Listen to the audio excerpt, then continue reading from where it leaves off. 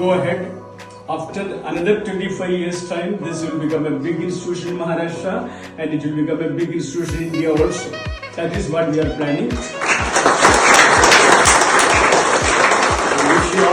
So 40 years ago, this land was bought and they dared to dream and they built this place. And we started with a small 10-bed hospital.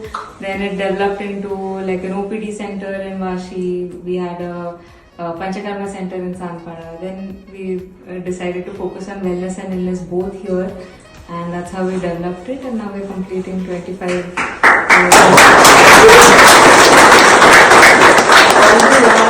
all the support, and we could have never made it so far without all the blessings that we've been getting so far. And thank you for. There are a lot of people here who are coming here like very frequently, and that gives us more energy to do so much more every year. And thank you so much. This is just a